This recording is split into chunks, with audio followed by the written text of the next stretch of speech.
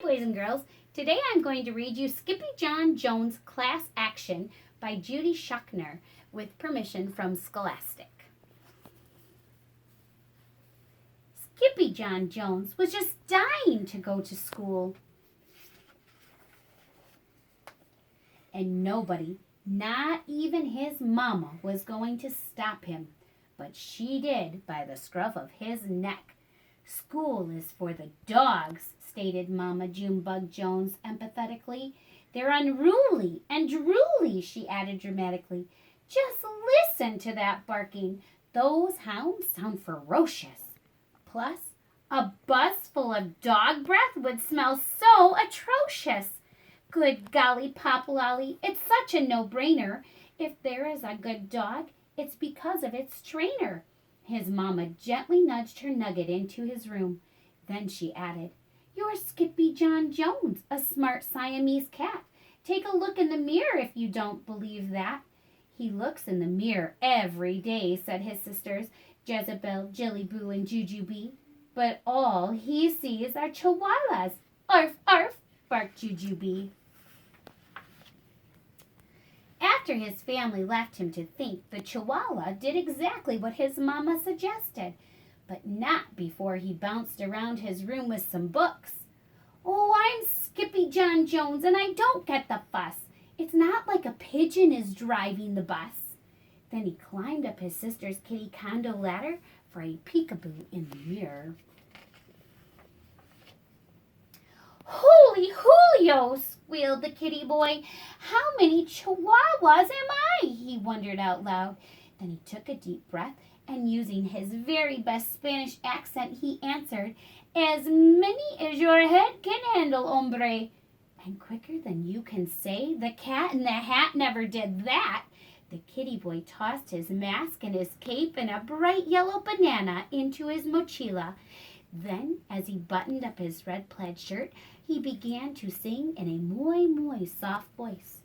Oh, my name is Skippy Frisquito, and I'm off to the school for burritos, 'cause I got a good hunch that I'm going to have lunch with a grand old bunch of puchitos. Just across the hall, Mama Junebug Jones and the girls were doing a little homework of their own. Listen here, messy missies, said Mama. How are you supposed to clean your kitty condo without your ladder? Skippy John has it, said the sisters. What for? Asked Mama. So he can see the chihuahua in the mirror.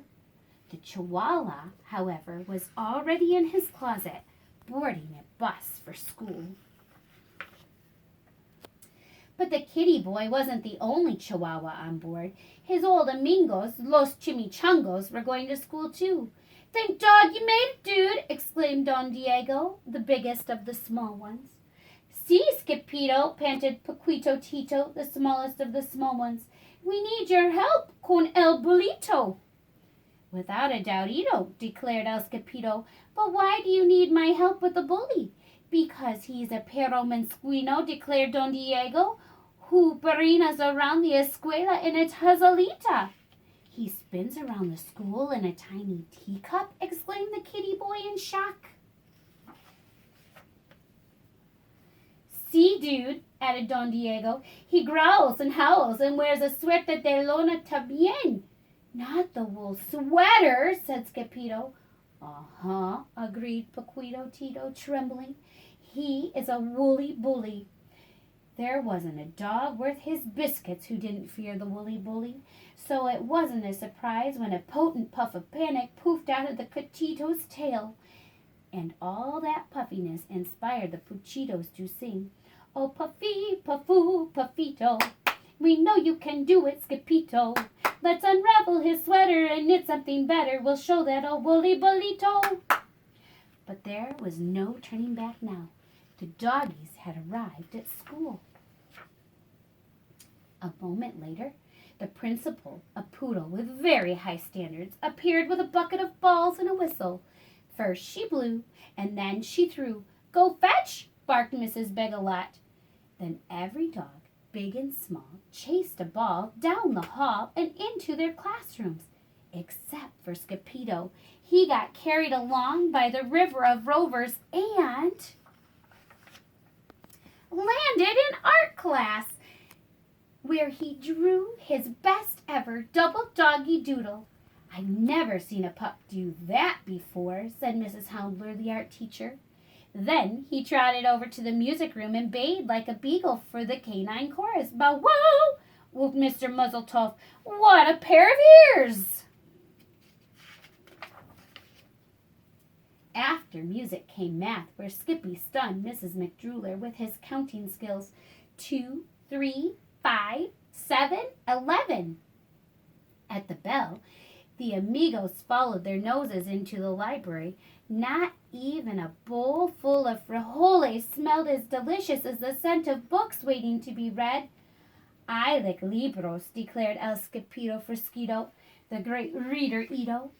I like books too, whispered Lenora Lapsitter, the librarian, from behind the bookcase. The kitty boy was the last to leave the library, so he had to race right over to French class with Monsieur Fusé. Can you say cheese? Asked the teacher. Oui, oui, said Ziputo's. Fromage? Zizi, said Skippito. Queso? Queso cabeza, shouted the chimichangas from the rear of the room. I'm not a cheesehead, chimichangos, chuckled the catito. I'm a chihuahua. The poodles were tickled pink to have the Los Pochitos in class with them, and Los Pochitos wanted to share what they had learned with their amigo. Zozi Poppies sang, Cum si, cum ca, cum cito.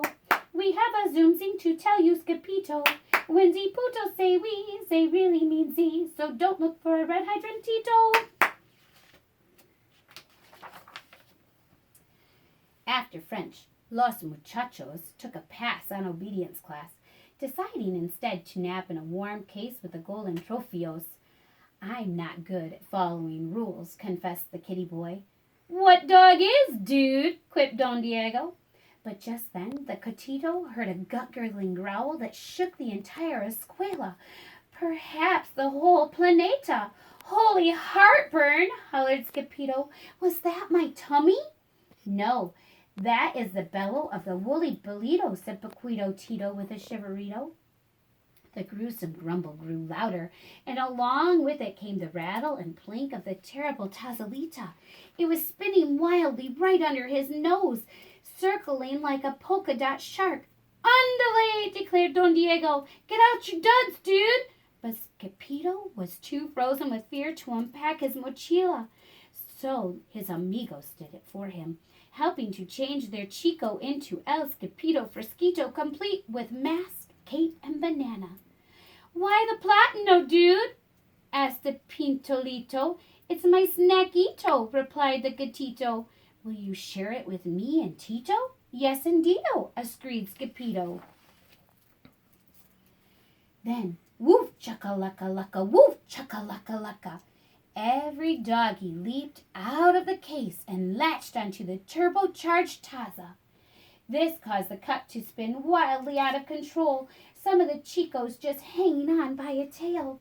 Estoy mareado, cried Skippito. You are not dizzy, dude. You're green, yipped the doggies. The whirling dervish of a dog-filled teacup cut a mean path of destruction past the principal's office and spun straight on into the lunch bunched like a bowling ball. Strikeito! Shouted the Pochitos. And strike it did. Smash, crackle, and pop. The twirling Tazalita crashed right into a table and broke apart, exposing the ferocious Fuzzy for what he really was. A teeny tiny, itsy bitsy, wool-wearing teacup chihuahua. Dude, declared Skippito, you're no bigger than a bagito. But the bagito's only reply was a gut-gurgling growl greater than the hounds had ever heard before.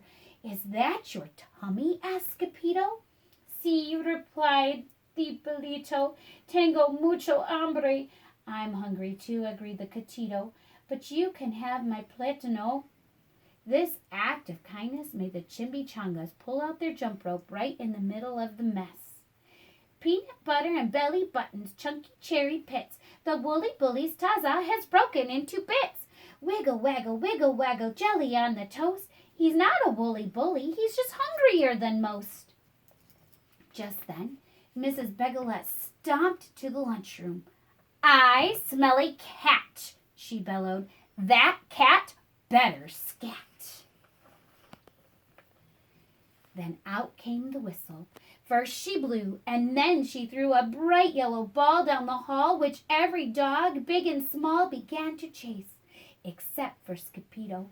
He wasn't chasing the ball. He was running for his life.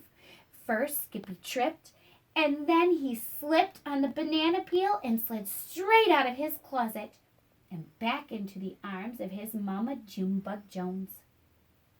"What in the woolly white willies have you been up to, Mr. Whistle Whiskers?" asked Mama. "He broke my teacup," whined Jilly Boo, "and he ate my banana," complained Jezebel. "That's 'cause he went to school with the Chihuahuas," exclaimed Jujubee. Later that night, after every fuzzy fell asleep, the kitty boy was good for one last bounce. "Oh, I'm SkippyjonJones, and I couldn't say it better. A dog is not a bully just because he wears a sweater." Then he bounced over to his mama and gave her a beso, a kiss she felt straight through the layers of her quilt. "Good night, Little Dipper," said the very sleepy mama. "Good night, Mama," said the very sleepy kitten. I hope you enjoyed SkippyjonJones Class Action. Have a great day, boys and girls.